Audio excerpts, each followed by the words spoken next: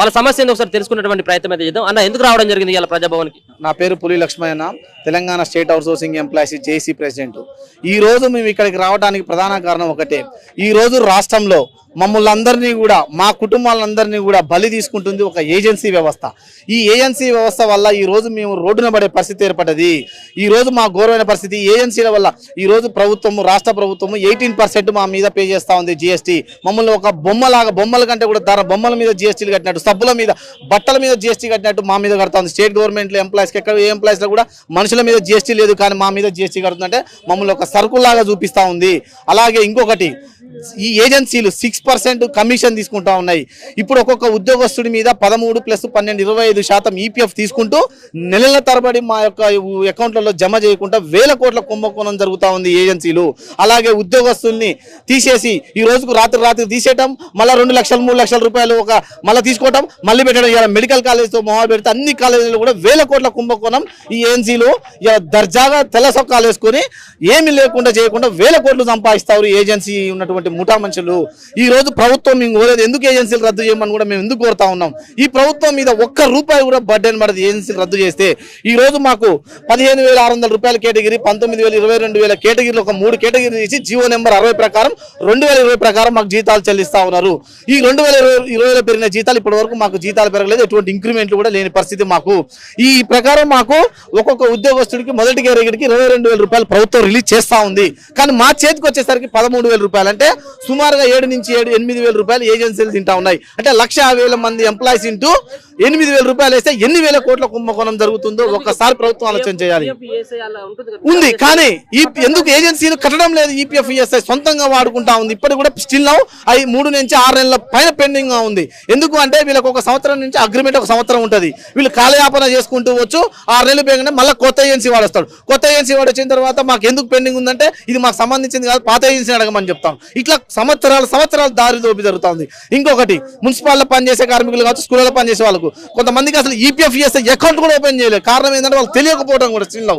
అలాగే ఈ వచ్చే 13,000 కూడా ఏజెన్సీలు వాళ్ళ యొక్క మన మెయింటెనెన్స్ కింద, ఏజెన్సీ మెయింటెనెన్స్ కింద అని చెప్పి కట్ చేసి 11,000 రూపాయలు ఇస్తారు. స్టిల్ నౌ మనం నీలోఫర్ హాస్పిటల్, కొన్ని హాస్పిటల్ ప్రకటిస్తే మీకు జీతం ఎంత వస్తుంది అంటే 11,000 ఇస్తారు. 11,000 ఏంటంటే మాకు వచ్చే జీతం ఇంతే, మాకు ఏజెన్సీ వాళ్ళు ఇస్తారు. అంటే వచ్చే 13,000 కూడా 2,000 రూపాయలు కూడా ఇంకా అదనంగా వాళ్ళు దారి దోపిడీ చేస్తారు మమ్మల్ని. ఇవాళ ఈ రోజు మమ్మల్ని రక్తం పీల్చినట్టుగా మా యొక్క ఈ వ్యవస్థను రద్దు చేస్తే తప్ప మేము ఈ రాష్ట్రంలో ఉద్యోగాలు చేయలేని పరిస్థితి ఏర్పడ్డది. అలాగే సమాన పనికి సమాన వేతనం చేయాలని చెప్పి సుప్రీంకోర్టు జీవో నెంబర్ 17 2017లో ఇచ్చింది తీర్పు. కానీ ఇప్పటి వరకు కూడా అమలు కాలేదు. ఒకవేళ అది అమలు అయి ఉంటే ఈ రోజు మా జీవితాలు సుమారుగా 25,000 నుంచి 30,000 రూపాయలు తీసుకునేది. ఒకే చోట, ఒకే ఉద్యోగంలో, ఒకే ఆఫీస్లో పక్కన చేస్తున్నప్పుడు ఎందుకు ఈ తారతమ్యాలని చెప్పి సుప్రీంకోర్టు తీర్పు ఇచ్చినా కూడా ఇది గత ప్రభుత్వం అమలు చేయలేదు. ఈ ప్రజాప్రభుత్వం దాన్ని అమలు చేసి ఏజెన్సీ విధానం రద్దు చేస్తే ₹1 ప్రభుత్వం మీద భారం పడకుండా 5 నుంచి 6,000 రూపాయలు పెరుగుతుంది. ఇవాళ 13,000 రూపాయలతో ఈ హైదరాబాద్ లో బతకాలంటే ఏ విధంగా బతుకుతాయి? ఇలా ఇంటికి రాలేంది, మా ఆరోగ్యం పరిస్థితి ఏంది? ఇలా మా ఇంటికి రాలు కూడా కట్టలేని పరిస్థితి ఏర్పడ్డది. తక్షణం ఈ ప్రభుత్వం మా యొక్క సమస్యని మీడియా ద్వారా మేము తెలియజేసుకుంటా ఉన్నాం. ఈ సమస్యను సాల్వ్ చేస్తారని చెప్పి ప్రగతి భవన్ సాక్షిగా ఈ ప్రజా ప్రభుత్వం అని చెప్పి నిర్మించింది కాబట్టి ఈ ప్రజా ప్రభుత్వంలోనే మాకు ఖచ్చితంగా న్యాయం జరుగుతుందని చెప్పి ఆశిస్తున్నాం. ఇప్పుడే మేము లోపల ఈ కమిటీ చైర్మన్, ఉద్యోగాల కమిటీ చైర్మన్ చిన్నారెడ్డి సార్ని, మేడం గారిని కలిసాము. ఇది మా ప్రభుత్వం మా దృష్టిలో ఉంది, మేము తొందరలోనే గౌరవ ముఖ్యమంత్రి దృష్టికి తీసుకెళ్లి మీ సమస్య పరిష్కరిస్తామని చెప్పి మాకు ఇప్పుడే ఒక హామీ ఇవ్వడం కూడా జరిగింది. వాళ్ళందరికీ కూడా మేము న్యాయం చేస్తారని చెప్పి మేము ఆశిస్తా ఉన్నాము. దరఖాస్తు గతంలో 2 సార్లు ఇచ్చినాము, కాకపోతే మేము గతంలో కలవలేదు. ఈ రోజు మమ్మల్ని కలిశారు. ఈ రోజు ఉదయం కలిసాము, ఇప్పుడే మార్నింగ్ మంత్రి గారిని కలిసాము. మా సమస్య వేదిక కోసం రవీంద్ర భారత్ లో ఫిబ్రవరి 6వ తారీఖు కూడా మీటింగ్ పెట్టడం జరిగింది. దీని ప్రొఫెసర్ కోదండరామ్ సారు, ఎమ్మెల్సీకి ఎన్నికైనటువంటి మల్లన్న గారు కూడా వచ్చారు. వాళ్ళ దృష్టి కూడా మా సమస్యను తీసుకోబోతే తొందరలోనే మేము సీఎం దృష్టికి కూడా తీసుకెళ్తామని చెప్పి మాకు మాట ఇచ్చారు. మేము వాటి కోసం ఎదురు చూస్తా ఉన్నాం. మీరేమని చెప్తారమ్మా? మీరు ఎన్ని నెలల చేస్తా ఉన్నారు? నేను 10 సంవత్సరాల నుంచి చేస్తున్నానండి. మాకు అవుట్సోర్సింగ్ విధానంలో స్త్రీలకైతే ఎలాంటి ఉద్యోగ భద్రత లేదు. ప్లస్ మెటర్నిటీ లీవ్స్తో కూడిన, వేతనంతో కూడిన లీవ్స్ కూడా లేవు మాకు.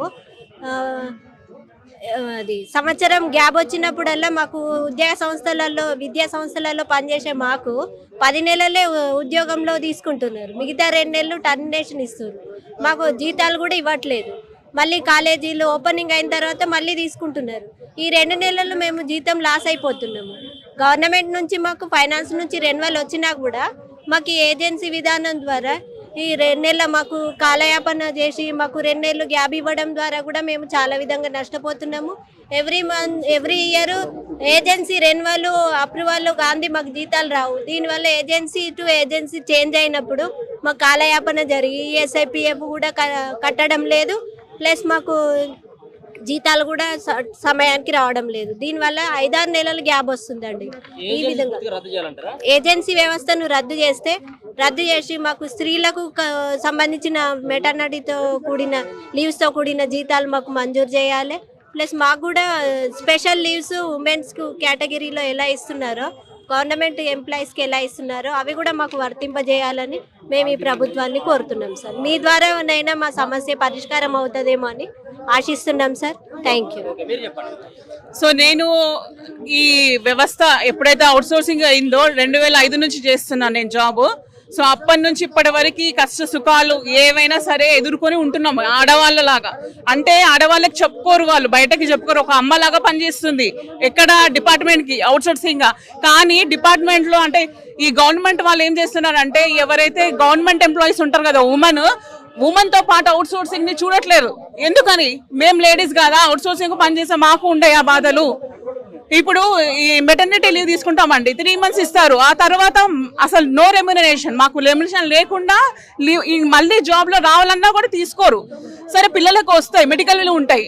ఆడవాళ్ళకి ఎలాగైతే గవర్నమెంట్ ఆడవాళ్ళకి ఎలా ఉన్నాయో సేమ్ మాకు అవుట్ సోర్సింగ్ వర్తించాలని మా డిమాండ్. ఈవెన్ ఒక జాబ్ ఇప్పుడు మెటర్నిటీకి వెళ్ళిన తర్వాత అమ్మాయి వస్తుందో రాదో తెలీదు, ఆ జాబ్ కూడా అమ్ముకుంటున్నారు 2 లక్షలకు 3 లక్షలు. ఇది ఎక్కడ అన్యాయము? వాళ్ళు ఎక్కడ వెళ్ళిపోతారు? మిమ్మల్ని నమ్ముకొని ఇన్ని సంవత్సరాలు 20 ఏళ్ళకు పనిచేస్తున్నాము, మమ్మల్ని మీరు చూడరా, అడగరా? మీకేమైంది, ఇన్ని రోజులు ఎందుకు రావట్లేదు, ఏం ఇబ్బంది, మేము ఉన్నాము ఆధారగా ఎందుకున్నారు? గవర్నమెంట్ మేము చేయలికే ఏదైనా మెడికల్ గవర్నమెంట్ ఉమెన్కి ఏది వర్తిస్తే అదే అండి. ఏజెన్సీ ఫస్ట్ రద్దు చేయాలండి. అది చాలా చాలా అవుతుంది. మేము ఆడవాళ్ళం చెప్పలేకపోతున్నాం, మగవాళ్ళు చెప్తున్నారు. మా పరిస్థితి ఏంటి? సో అందరం ఒకటే అండి, యూనిటీగా మేము వర్క్ చేస్తున్నాము, మేము యూనిటీగా కొట్లాడుతున్నాం. మాకు యూనిటీగా కావాలి, ఏజెన్సీ రద్దు అవ్వాలి, అంతే. చెప్పండి, డిమాండ్ మీరు చెప్పండి. మొత్తం డిమాండ్లు 6 డిమాండ్లతో మేము ప్రభుత్వానికి ఇప్పుడు ఒక నివేదిక అందించినాము.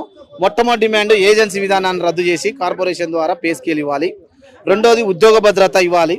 ఎందుకంటే ఏజెన్సీలు ఉద్యోగాలు తీసేసి 2-3 లక్షలకు అమ్ముకుంటారు కాబట్టి తక్షణం ఎటువంటి ఉద్యోగాలు పోకుండా, కొత్త రిక్రూట్మెంట్ జరిగినప్పుడు ఉద్యోగాలు తీయకుండా ఉద్యోగ భద్రత, ఆరోగ్య భద్రత ఇస్తూ మాకు హెల్త్ కార్డులు మంజూరు చేయాలి. ప్రతి సంవత్సరం ఒక 1000 రూపాయలు ఇంక్రిమెంట్ కల్పించాలి. గవర్నమెంట్ విడుదల చేసే ప్రతి నోటిఫికేషన్లో వెయిటేజ్ మార్కులు ఇవ్వాలి. అన్ని శాఖల్లో పనిచేస్తున్న ప్రభుత్వ ఉద్యోగులకు 15 నుంచి 30 సెలవులు పెంచాలని చెప్పి 6 డిమాండ్లతో ఇప్పుడు మేము ఇవ్వటం జరిగింది.